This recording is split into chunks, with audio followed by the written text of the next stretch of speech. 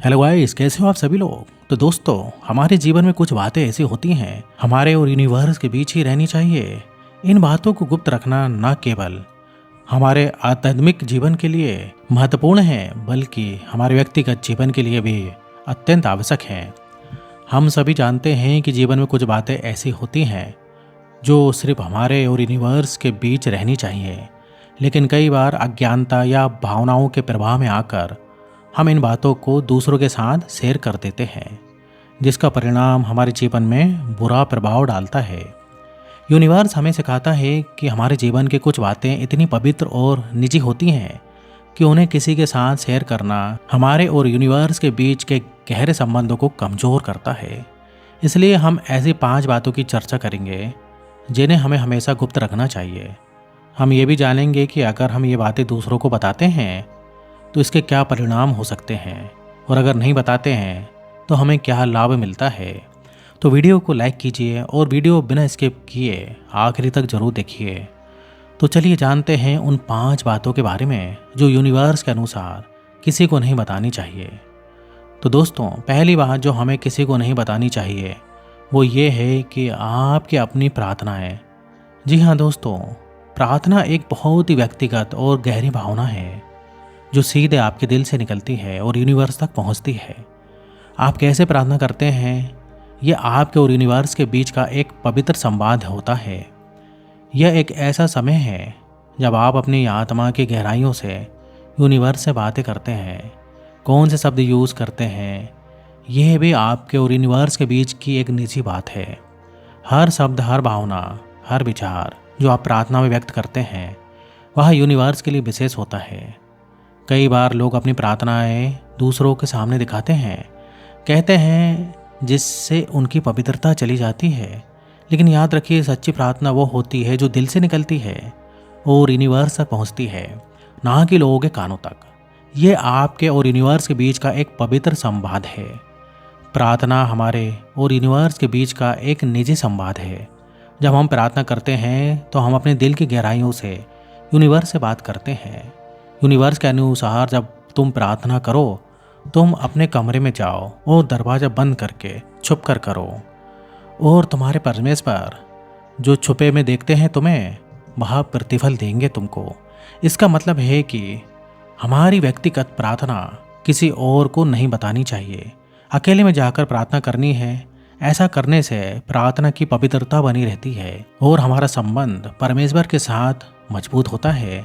और जब आप अपनी व्यक्तिगत प्रार्थनाओं को गुप्त रखते हैं तो आपका विश्वास मजबूत होता है और आप यूनिवर्स के साथ एक गहरा संबंध बना सकते हैं। आपकी प्रार्थनाएं अधिक प्रभावकारी होती हैं और यूनिवर्स आपको गुप्त रूप से आशीर्वाद देते हैं। इसलिए दोस्तों, अपनी प्रार्थनाओं को अपने और भगवान के बीच ही रखें और उन्हें दुनिया से छुपा कर रखें। अब दूसरी बात की जो हमें किसी को नहीं बतानी चाहिए वह है आपके दान और अच्छे काम। जब आप किसी की मदद करते हैं, किसी गरीब को दान देते हैं, तो ये काम छुपाकर ही करना चाहिए। दिखावे के लिए किया गया दान दान नहीं होता, बल्कि वह घमंड होता है। जब आप अपने दान का ढिंढोरा पीटते हैं तो आप असल में अपनी अच्छाई को कम कर रहे होते हैं। सच्चा दान वह होता है जो बिना किसी उम्मीद या दिखावे के किया जाए। यूनिवर्स के अनुसार जब तुम दान दो तो तुम्हारा बायां हाथ ना जान पाए कि तुम्हारा बायां हाथ क्या कर रहा है, ताकि तुम्हारा दान गुप्त रहे। यूनिवर्स जो छुपे में देखते हैं तुम्हें, वह प्रतिफल देंगे।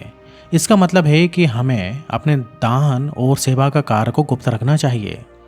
यह सच्चे मन से की गई सेवा का प्रतीक है और इसे परमेश्वर देखता है और आशीर्वाद भी देता है।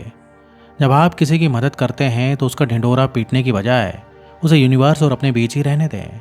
यह आपकी आत्मा की शुद्धता और आपके दिल की उदारता को दर्शाता है। यह आपकी अच्छाई और उदारता का सबूत है। इसे दुनिया से छुपा कर रखें। जब आप अपने अच्छे कामों को छुपाते हैं तो आप वास्तव में अपने आप को और अधिक महान बना रहे होते हैं। याद रखें, आपका दान जरूरतमंद तक पहुंचना चाहिए, ना कि लोगों की तारीफ तक आपका उद्देश्य होना चाहिए कि आपका दान उन लोगों तक पहुंचे जिन्हें वास्तव में इसकी ज़रूरत है। दान देना एक पुण्य का काम है, इसे घमंड का कारण ना बनाएं। यह एक ऐसा कार्य है जो आपके दिल को सुकून देता है और आपकी आत्मा को शांति। इसलिए इसे विनम्रता और सच्चाई के साथ करें। जब आप अपने दान और सेवा कार्य को गुप्त रखते हैं तो आपकी सेवा का सच्चा मूल्य बना रहता है और यूनिवर्स आपको विशेष आशीर्वाद देते हैं। आपका दिल शुद्ध रहता है और आप सच्चे परोपकार की भावना का अनुभव करते हैं। अब चलते हैं तीसरी बात की ओर।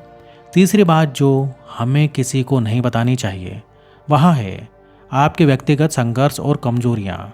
दोस्तों, हमारे जीवन में कई संघर्ष और कमजोरियाँ होती हैं जिनका सामना हम खुद करते हैं।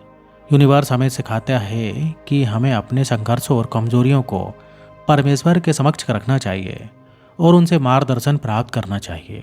यूनिवर्स कहते हैं हमें अपने संघर्ष को गुप्त रखना चाहिए और परमेश्वर से मदद मांगनी चाहिए।